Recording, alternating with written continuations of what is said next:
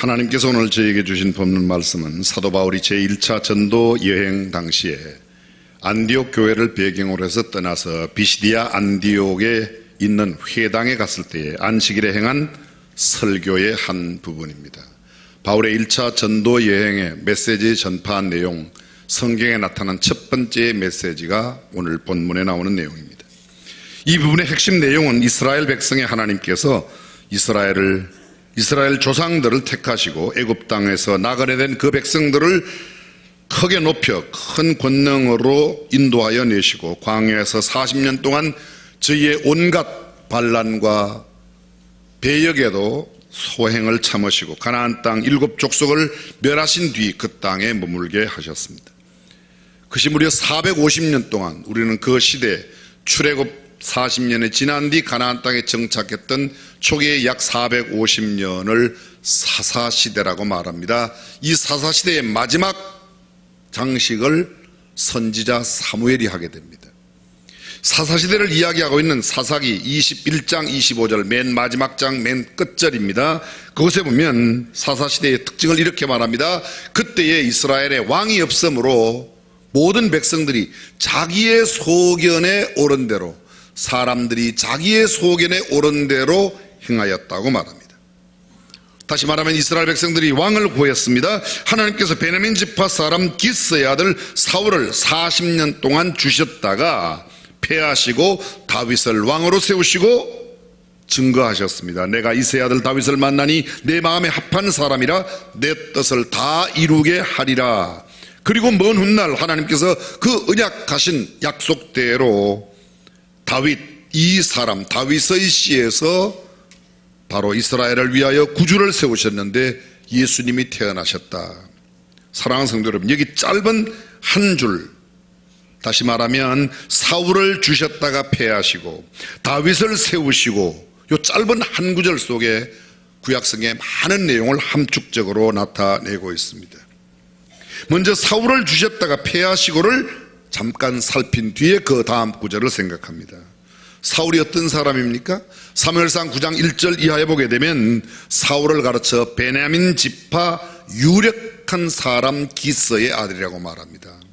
다시 말하면 그는 베냐민 지파 사람이고 유력한 그의 아버지 기스, 활이라고 하는 뜻을 가지고 있는 기스의 아들입니다. 기스의 아버지 이름은 아비엘입니다. 하나님이 나의 아비이시다라는 뜻을 갖고 있습니다. 아비엘의 아버지가 스롤입니다. 묶음이라는 뜻을 갖고 있습니다. 스롤의 아비가 베고랏, 초태생의 후손이다, 그렇게 말하고 있습니다. 그리고 이 베고랏의 아버지가 아비야, 야훼가 아버지시다, 그런 말입니다.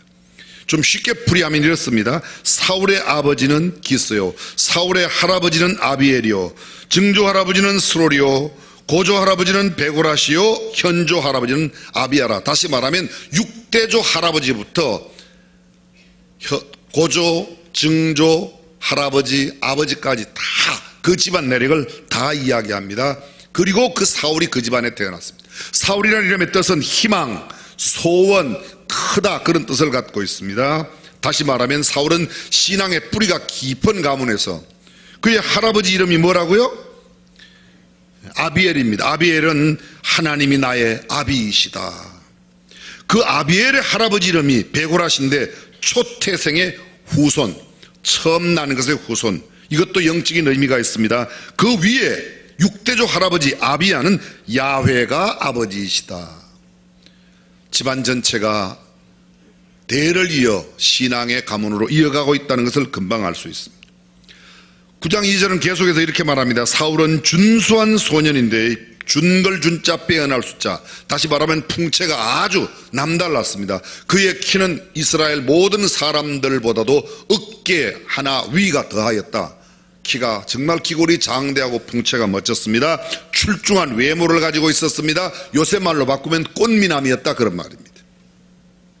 그런데 이러한 이 사울이 자기의 아버지의 암나귀들을 잃어버리고 난 뒤에 사울을 불러서 아들아, 내가 암나귀들을 잃어버렸는데 사환을 하나 붙여줄 테니 이 암나귀를 찾으라고 이야기합니다. 이런 방구 아무런 변명 없이 사울이 아버지의 명령을 받고 그 잃어버린 암나귀들을 찾기 위하여 사환을 데리고 떠납니다. 3일 동안 얼마나 열심히 찾았는지 성경은 이렇게 말합니다. 에브라임 산지, 살리사 땅, 사알림 땅, 베냐민 땅을 두루 다니며 찾았지만 찾지 못하였습니다. 그리고 사흘 만에 숲 땅이라고 하는 이 베냐민 땅을 경계를 넘어서서 다른 곳까지, 요새로 말하면 자기가 살고 있던 그 지역을 넘어 다른 지역까지 열심히 사흘 동안 찾았습니다. 그래도 찾지를 못했습니다. 그때 순간 갑자기 자기와 함께한 사환에게 이렇게 말합니다. 우리 아버지가 암나귀는 고사하고 이제는 우리를 걱정하지 않겠냐. 아버지에게 이렇게 걱정을 끼치는 것, 이거 내가 옳은 일이 아니라고 굉장히 효성스러운 마음을 갖고 있습니다. 사울은 아비에게 무엇이 더 소중한 것인가를 생각하면서 혹시라도 아버지께서 걱정하실까를 헤아리는 극심한 효도의 마음을 갖고 있습니다. 그리고 그 사환에게 이야기했더니 사환이 이렇게 말합니다. 사울에게 말하기를 이 성에 하나님의 사람이 있는데 존중이 여김을 받는 사람이요 그가 말한 것은 반드시 다 응하는 그런 분입니다. 그에게 가서 여쭤보시죠. 그분이 혹 우리의 갈 길을 가르쳐 주실지 모르겠습니다. 암나귀가 어디에 있는지 알려주실지 모르겠습니다. 그러자 사울이 말합니다.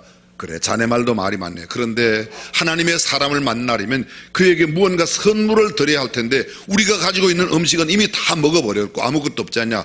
혹시 자네 무엇 가지고 있는가? 이야기를 해봤더니 그 사환이 말합니다. 제게 지금 남은 돈이 4분의 1 세겔, 은 4분의 1 세겔을 있습니다. 그러면 됐다. 그거 갖다 드리고 하나님의 사람을 만나서 물어보자고.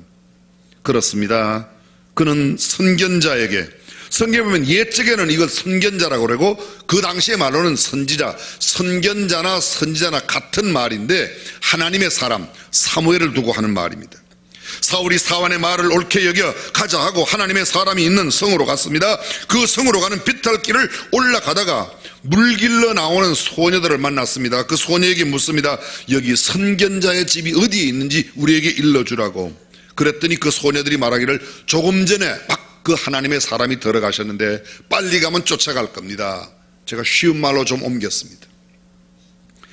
당신들이 들어가면 선견자가 산당에 이르기 전에 만날 것입니다. 오늘 산당에 제사가 있는 날이라 많은 사람들이 가게 될 터인데 만날 겁니다. 지금 올라가소서 금시로 만날 것입니다. 이제금자 때시자 지금 가면 금방 만날 겁니다.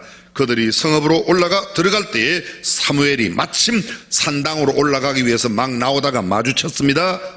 그런데 이미 마주치는 순간 사무엘은 다 알고 있습니다. 하루 전 어저께 하나님께서 사무엘에게 나타나셔서 내가 내일 베냐민 사람 하나를 만나게 될 터인데 그에게 기름을 붓고 그를 왕으로 세우라고 하는 말을 들었던 겁니다. 그가 내 백성을 블레셋 사람의 손에서 구원하리라. 사무엘이 사울을 볼 때에 여호와께서 그에게 이르십니다. 보라, 이가 그 사람이다. 내가 어저께 너한테 이야기했던 그 사람이 이 사람이니까 빨리 이 사람 사울에게 기름을 부으라고 이야기합니다. 선견자는 이 사무엘은 하나님의 말씀대로 그에게 기름을 부어 왕을 세우게 됩니다.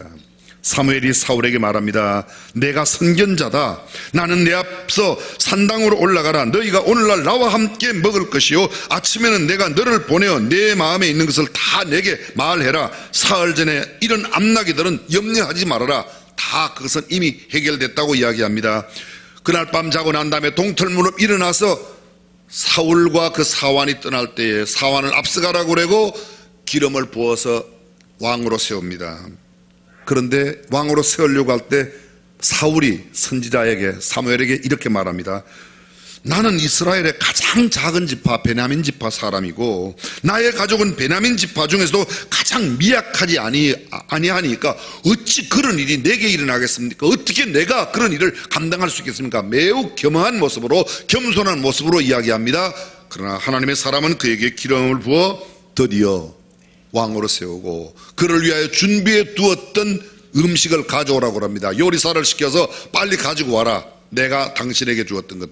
그것이 뭔가 하면 넓적다리와 거기에 붙어있는 것인데 그런 고기인데 넓적다리와 붙어있는 고기는 아무나 먹지 못합니다. 레위기를 읽어보면 제사장들만 먹게 되어 있습니다. 사울은 평범한 사람이에요. 그런데 제사장만 주는 그 음식을 주어서 그로 먹게 만듭니다. 그리고 왕을 세웠습니다. 사무엘상 14장 47절은 이렇게 기록합니다. 사울이 이스라엘 왕위에 나아간 후 사방에 있는 모든 대적 곧 모압, 암몬 족속과 에돔과 소바의 왕들과 블레셋 사람을 쳤는데 향하는 곳마다 이기었고 용명 있게 아말렉 사람을 치고 이스라엘을 약탈하는 자의 손에서 건졌더라. 그렇습니다.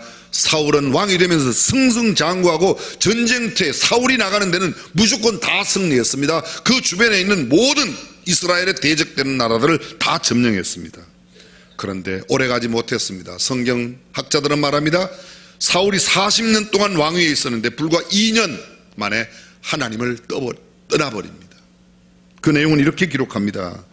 하나님께서 사울을 패하셨다. 사울을 주셨다가 패하시고, 이 패하시고라는 장면을 이렇게 말합니다. 이스라엘과 아말렉과의 전투가 벌어졌을 때 하나님께서 사무엘을 통하여 사울에게 말합니다.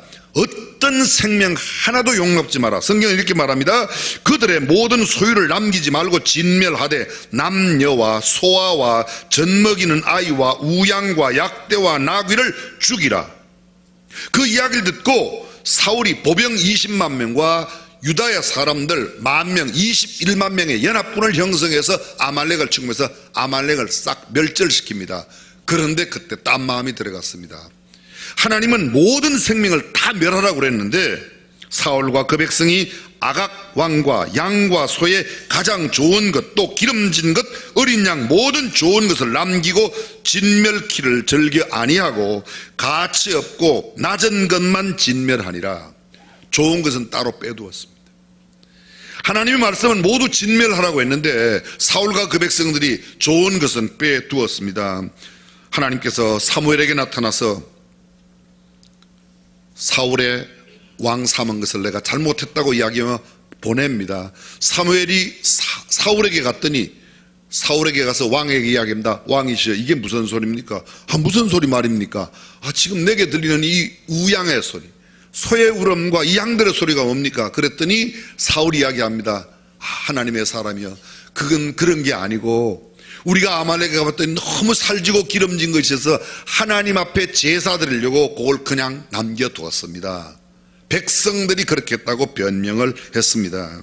그때 하나님의 말씀, 내가 사울을 세워 왕 세운 것을 후회한다. 사무엘이 근심하여 온 밤을 여호와께 부르짖습니다. 사울은 이러한 내용도 알지 못한 채 하나님이 그렇게 서운해하며 왕 삼으신 것을 후회함에도 갈멜에 가서 자기를 위하여 기념비를 세우는 겁니다. 하나님의 마음과는 이제는 완전히 멀어졌습니다. 이것이 불과 왕이 올라가고 2년 만에 일어났던 일이라고 말합니다. 사울의 교만은 하늘을 찔렀습니다. 그때 하나님께서 사무엘을 사울에게 보내십니다. 그리고 이렇게 말합니다. 왕이 스스로 작게 여길 때에 이스라엘의 머리가 되지 아니하셨나이까? 왕을 삼지 아니하셨나이까? 하나님의 목소리를 저버리고 탈취하기만 급하여 약하게 하였나이까? 나는 그때 사울이 말합니다. 아닙니다. 나는 순종했습니다. 다만 백성이 하나님께 제사를 드리려고 양과 소를 저렇게 하였습니다. 핑계를 댔습니다. 자신이 범한 죄를 자백하지 아니하고 백성들의 핑계를 냅니다. 사무엘이 가로되 여호와께서 번제와 다른 제사를 그 목소리 순종하는 것 좋아하시는 같이 좋아하시겠습니까? 순종이 제사보다 낫고 듣는 것이 수양의 기름보다 나으니 이는 거역하는 것은 사술의 죄와 같고 완고한 것은 사신 우상에게 절하는 죄와 같음이라. 왕이 여호와의 말씀을 버렸으므로 여호와께서도 왕을 버려 왕이 되지 못하게 하셨나이다.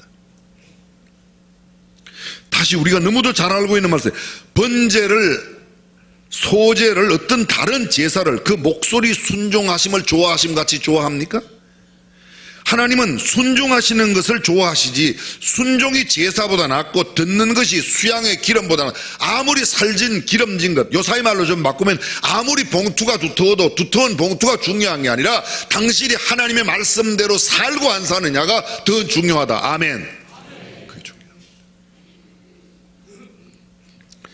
언제부터인가 교회 내에 하나님이 아닌 마몬, 소위 맘몬, 배금주의가 들어왔습니다. 헌금을 액수를 많이 해야 된다고 생각합니다. 성경은 이렇게 말합니다. 순종이 제사보다 낫고 듣는 것이 수양의 기름보다 낫다.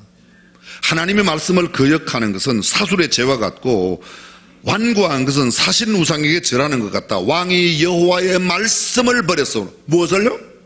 말씀을 버렸으므로 여호와께서도 왕을 버려. 당신이 아무리 기름지고 살지고 아무리 좋은 소와 양을 가지고 와서 제사를 드려도 하나님의 말씀을 떠나면 아무것도 아니라는 겁니다. 사무엘은 죽는 날까지 사울을 다시 찾아가 보지 아니하였고 사무엘을 너무너무 슬퍼했습니다. 여호와께서는 사울로 왕 삼으신 것을 후회하셨더라. 짧은 한 구절, 그에게 사울을 왕으로 주셨다가 폐하시고라는 배경이 바로 이렇습니다. 근데 그리고 그 이후에 다윗을 세우셨다. 다윗을 세운 배경은 사무엘상 16장부터 나타납니다. 여호와께서 사무엘에게 이르시되 내가 사울을 버렸는데 너는 언제까지 사울 까닭에 그렇게 슬퍼하겠느냐. 기름불에 기름을 채워 베들레헴 지경에 가서 이새의 집 아들 가운데 하나를 선별하여 왕을 세워라. 내가 그들 가운데 왕을 하나 택하여 놓았다고 이야기합니다. 그때 사무엘이 하나님 앞에 이야기합니다. 하나님, 제가 만약 이새에게 가서 이새의 집의 아들에게 왕을 삼으면 사울이 그냥 두겠습니다. 사울이 저를 죽일 겁니다. 그랬더니 하나님께서 굉장히 유머를 이야기하세요. 너 송아지를 한 마리 끌고 가서 제사를 드린다고 그래라. 그리고 이새의 집에 가서 그랬더니 그대로 합니다. 소를 한 마리 끌고 가서 이새가 살고 있는 베들레헴 지역에 갔더니 베들레헴에 있는 제사장들이 그 마을의 업장들, 쉬운 말로 말하면 두령된 자들이 다 나와서 하나님의 사람 사무엘에게 묻습니다. 평안을 가지고 오셨습니까? 우리 지역에 하나님의 재앙을 가지고 오셨습니까? 평안을 가지고 왔다. 내가 제사하러 왔으니까 이 지역에 있는 사람들이 나오고 특별히 이새의 집에서 이새와 그 아들들 모두가 다 정결하게 성결하게, 요사이 말로 말하면 정결한 목욕을 하고 하나님 앞에 제사드리기 위해서 오라고 그럽니다. 이새가 자기 아들들을 불러옵니다. 첫 번째 아들 엘리압을 불러왔습니다. 사무엘이 보는 순간에 너무 외모가 준수하고 멋지고 근사합니다. 이가 그이구나 하고 기름불을 취하여 기름을 부으려고 하는데 하나님께서 아니라 내가 이미 그 엘리압을 버렸다고 이야기합니다. 그 이후에 둘째 아들이 왔습니다. 아미나답입니다. 이 둘째 아비나답이 들어왔을 때 둘째 아들인가 하여 기름을 부으려고 그랬더니 그도 아니라고 말합니다. 셋째 아들 삼마가 들어옵니다. 그에게 기름을 부으려고 했더니 그도 아니라고 합니다. 이렇게 해서 7명의 아들이 다 지나갔는데도 하나님은 아무것도 아닙니다. 아무 말씀을 안 하십니다. 사무엘이 묻습니다. 이새에게 다른 아들 없습니까? 그랬더니 하나 막내가 있는데 지금 아주 어리고 양치는 목동으로 들에서 양을 지키고 있습니다.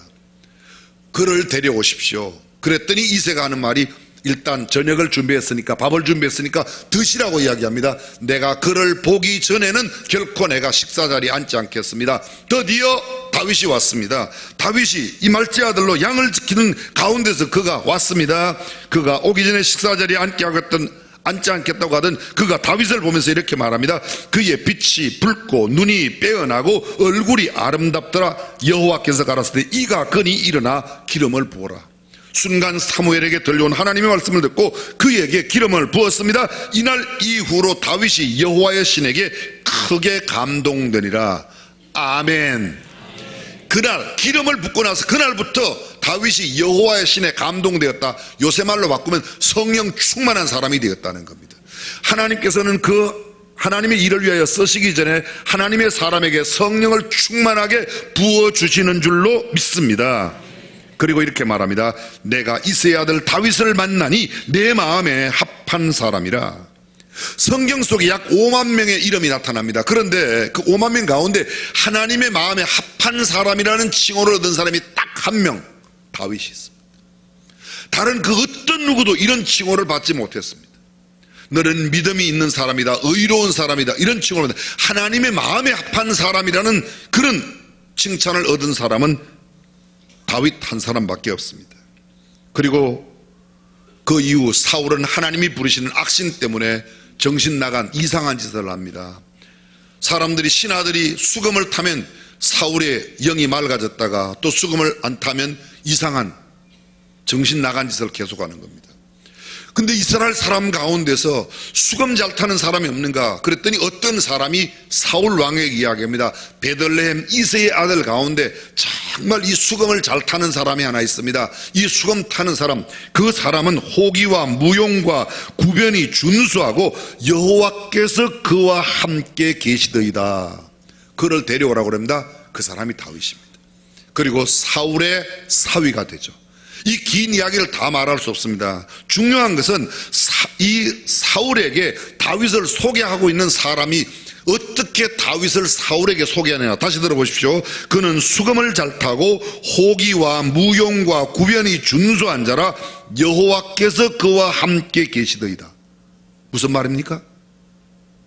이 사람은 잘난 사람입니다. 이 사람은 많이 배운 사람입니다. 이 사람은 많이 가진 사람입니다. 그게 아니고 이 사람은 하나님이 함께하는 사람입니다. 사랑하는 성도 여러분, 저는 우리 중앙교회 성도들이 다른 사람 앞에 소개할 때 이 사람은 하나님이 함께하는 사람입니다, 이렇게 소개될 수 있는 사람이 되시기를 주님의 이름으로 축원합니다.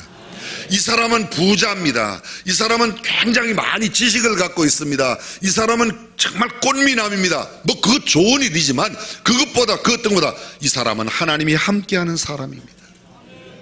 하나님이 함께하심을 보여주었던 사람, 그가 다윗입니다. 자, 정리해 볼까요? 사울 명문가 출신입니다.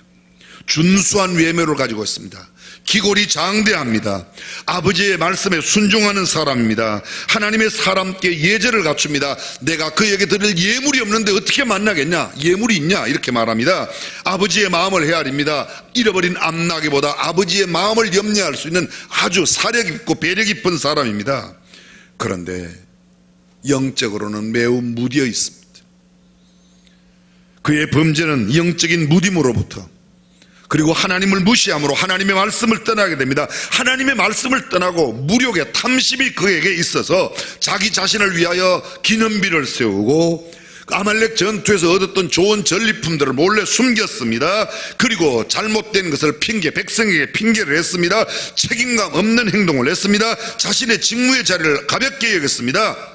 자기의 자리만 지키려고 하였지 하나님의 말씀이 사무엘을 통하여 들려왔음에도 제가 잘못했습니다 한마디 말하지 않습니다. 내가 어떻게 하면 왕위에 계속 있을 수 있습니까? 거기에만 관심이 있는 겁니다. 다윗은 보십시오. 목장, 베들레헴 목장집 막내 아들입니다. 그 아버지도 무시하고 사무엘 앞에 데려오지도 않았습니다. 그 형들에게도 무시당했습니다. 그는 막내 아들이었습니다. 힘없는 목동이었습니다. 전량을 지키는 가운데 있었습니다. 그런데 그의 전량을 지키는 가운데도 그에게 아주 특출함이 있습니다. 시편 78편 70절에서 72절까지 보게 되면 하나님께서 다윗을 택하는 장면을 아삽이 이렇게 노래합니다. 그가 얼마나 아버지의 젖양, 어린 양을 지킬 때 성실하게 지켰는지 하나님이 그것을 귀하게 여겨 이스라엘 백성을 그에게 기업으로 맡겼더니 그가 그 마음의 성실함과 그 손의 공교함으로 이스라엘을 지도하였더라. 보십시오. 그 마음의 성실함과, 영어 성경에 인테그리티라고 되어 있습니다. 그 손의 공교함을 영어 성경에 보면 skillful hands라고 되어 있습니다. 이것은 다윗의 삶을 결정적으로 나타내는 하나의 성품과 그의 삶에 나타나고 있는 외적인 그가 갖고 있는 능력을 이해합니다.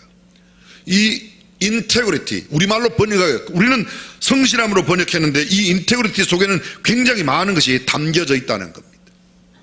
이것은 제가 잠시 뒤에 다시 설명을 드리겠지만 우선에 이야기를 드린다면 그가 정직한 사람이요, 성실한 사람이요, 도덕과 윤리적으로 깨끗한 사람이요, 한 걸음 더 나아가 가진 것을 섬기고 나누는 아주 도량이 넓은 마음을 가진 사람이란 것입니다.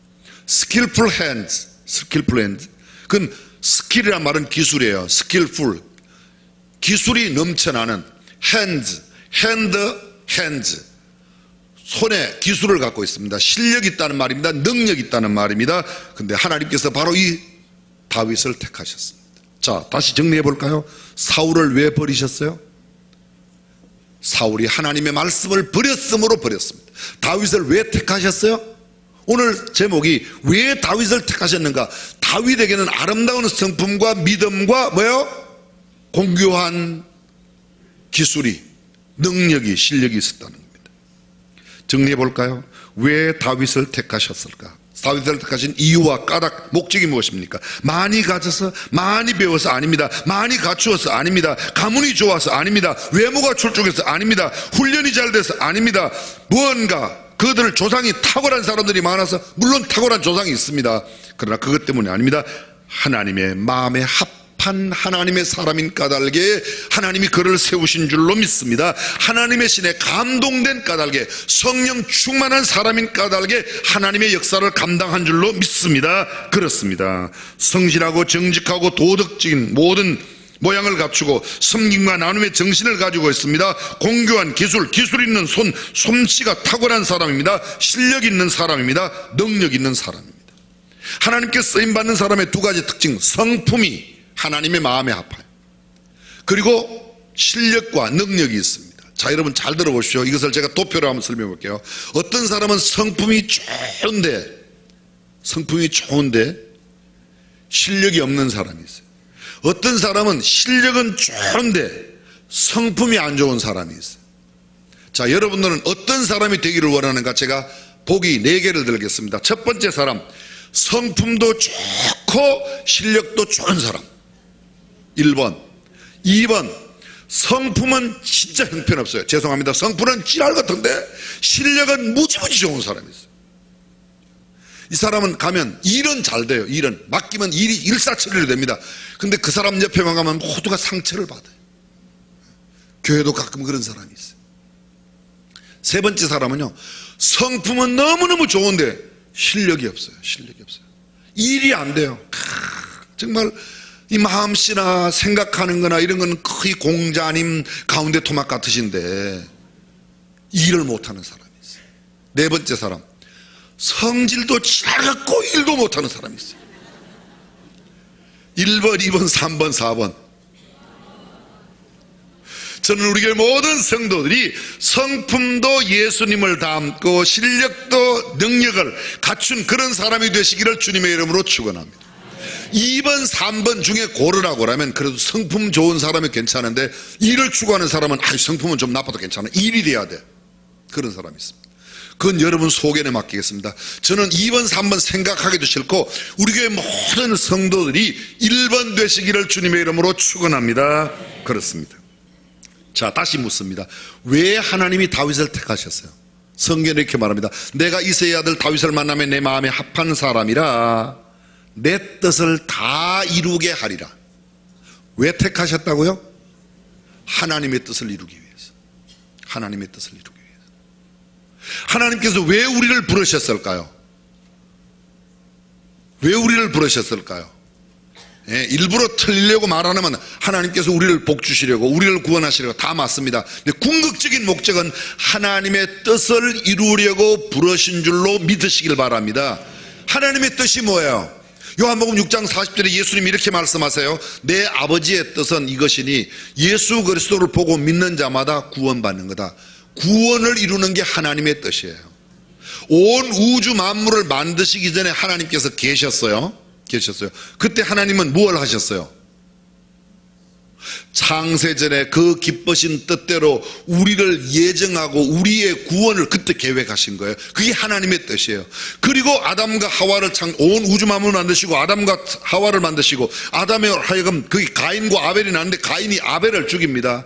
그래서 아벨을 죽인 가인 하나님이 버리십니다. 아벨은 죽었으니 사용 못합니다. 하나님께서 셋을 허락해 주십니다. 셋을 후손으로 계속해서 이루어져서 어떤 날 예수 그리스도를 이 땅에 보내신다는 겁니다. 오늘 성경 본문이 바로 마지막 23절의 내용이 무엇입니까? 그렇게 언약하셨어요. 예수 그리스도를 언약하셨는데 그 언약하신 예수 그리스도가 오심으로 하나님의 뜻이 이루어졌다는 겁니다. 하나님의 계획이 성취되었다는 겁니다. 잘 들어보십시오. 왜 온 우주 만물을 만드셨는가? 우주 만물을 사람에게 주시려고. 사람을 왜 만드셨는가? 그들을 구원하시기 위해서. 조금 더 구체적으로 설명해 볼게요. 아벨이 죽었는데 아벨 대신 셋을 허락하셨어요. 왜요? 셋의 후손 가운데 예수님이 나게 하시려. 예수님이 나야 구원이 성취되니까. 자, 다른 설명을 드리겠습니다. 노아의 홍수 때, 노아 시절에 홍수가 있었습니다. 하나님께서 모든 지면에 생명의 기식 있는 것들을 다 멸절하는데 사람은 노아의 8식구만 살려주셨어요. 왜 노아의 8식구를 살려주셨어요? 제가 이렇게 여쭤보면요, 이제 정답은 하나예요. 예수님 보내시려고 이렇게만 맞습니다. 하나님께서 온 지구를 온 생명을 멸망시키는 건데 왜 노아의 가정을 구원하셨어요? 예수님 보내려고. 대답을 그렇게 하시란 말이에요. 왜 그렇게 살리셨다고요? 예수님 구원하시려고. 예수님 구원하시려고. 기생 라합을 왜 구원하셨어요? 예수님 보내시려고. 예수님 보내시려고. 룻 이방 모함 여자예요. 모함 여자. 근데 그 모함 여자가 보아스를 만나서 보아스로 말미암아 아들을 낳습니다. 오벳이에요. 오벳이 아들을 낳습니다. 이세예요. 이세가 아들을 낳습니다. 누구예요? 아까 이야기했던 엘리야브를 비롯해서 아비나답, 삼마 쭉 내려서 마지막 말째 아들 누구요? 다윗. 결국은 다윗을 낳기 위해서. 왜 다윗을 낳습니까? 다윗의 후손, 다윗의 씨로 말미암아 예수 그리스도가 태어나는 겁니다. 이렇게 성경을 예수 그리스도로 끼워 전부 다 해석하는 것을 신학적으로 어렵게 한마디로 말하면 구속사적인 해석이라 그렇게 말합니다. 성경의 주제가 누구예요? 예수예요. 구약의 핵심 내용이 뭐예요? 오실 메시아예요. 신학의 핵심 내용이 뭐예요? 다시 오신이 아니고 다시 오실 예수님이에요. 오셨어요. 이미 오셨어요. 근데 다시 올라가셨잖아요. 왜요? 또 오시려고. 성경 전체가 예수 중심의 책이라고 믿으시면 아멘. 이렇게 보는 견해를 구속사적이라고 그렇게 말하는 겁니다. 오늘 본문이 바로 내용이 그것입니다. 하나님께서 사울은 패하셨어요. 사울이 잘 되었더라면 사울 아니에요. 다윗의 이세의 뿌리에서, 다윗의 혈통에서 유다 지파 가운데서 예수님을 보내신다는 거예요. 그래서 베냐민 지파의 사울을 패하시고 유다 지파의 다윗을 세우셔서 다윗의 혈통에서 예수가 나게 하셨다는 거예요. 우리는 이 점을 한시도 놓치지 말아야 합니다. 구주 예수님을 보내시기 위해서 창세전에 하나님이 계획하신 도, 천지 창조의 목적과 계획도, 하나님의 비전도, 하나님의 꿈도, 하나님께서 행하신 모든 일이, 생각해 보세요. 유다가 자식을 낳는데 누구랑 낳는가 하면 자기 며느리하고 어쩌고 저쩌고 해서 애를 낳았어요.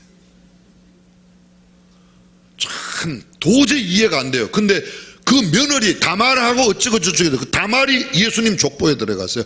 다말하고 해서 아들을 낳았어요. 베레스와 헤스로 남을 낳고 아버지 삶을 낳고 계속 이랬어요. 낳고 누구 낳게 하시려고? 예수님 낳게 하시려고. 예수님 낳게 하죠. 성경 전체에 그래서 중요한 의미가 있는 것이 예수님. 예수 없으면 구원 없습니다. 우리의 모든 신앙의 초점은 오직 예수님께 있어야 될 줄로 믿습니다. 성경의 핵심이 예수예요. 다시 여쭤보겠습니다. 왜 다윗을 하나님이 택하셨냐고요? 예수 보내시려고. 그것이 우리가 물론 맞습니다. 다윗이 선하기 때문에, 다윗이 성령 충만하기, 다윗에게 하나님께서 복 주시려고 다윗의 일생을 통해서 이스라엘 백성들에게 많은 교훈을 다 맞는 말입니다. 그러나 궁극적으로 유일한 하나의 대답을 찾는다면 성경은 이렇게 말합니다. 예수 그리스도를 언약하신 대로 보내셨다. 그리고 이미 말씀드린 대로 사도행전 13장 36절에 다윗은 당시에 하나님의 뜻을 조차 섬기다가 잠들어 그 열조에게로 돌아갔다고 말합니다. 한번 다시 읽어볼까요? 우리 다 함께 시작. 다윗은 당시에 하나님의 뜻을 조차 섬기다가 됐습니다. 여러분 저를 보십시오. 우리는 그러면 어떻게 살아야 될까요? 우리도 하나님의 뜻을 조차, 하나님의 뜻을 조차 사는 것이 저와 여러분들의 삶의 목표가 되시기를 주님의 이름으로 축원합니다. 부자 되기가 아니에요. 하나님의 뜻이 뭐예요? 예수 그리스도로 말미암아 구원의 역사를 이루는 거예요. 왜 지금 고향 선교사 파송하고 이런 일들을 행하는가? 새생명 축제가 왜 필요한가? 생명 구하는 이 일에 초점을 두는 거예요. 저와 여러분이 이번 가을 추석 명절을 통해서, 새생명 축제를 통해서, 행복 콘서트를 통해서 하나님의 계획, 하나님의 뜻을 이루어드리는 복된 성도가 다 되시기를 주님의 이름으로 축원합니다. 전능하신 우리 하나님, 오늘 저희들이 다윗을 살피며 우리 시대에 우리를 왜 부르시고 택하셨는지를 생각하게 됩니다. 하나님의 뜻을 이루는 주의 백성 되게 하옵소서. 예수님의 이름으로 기도합니다. 아멘.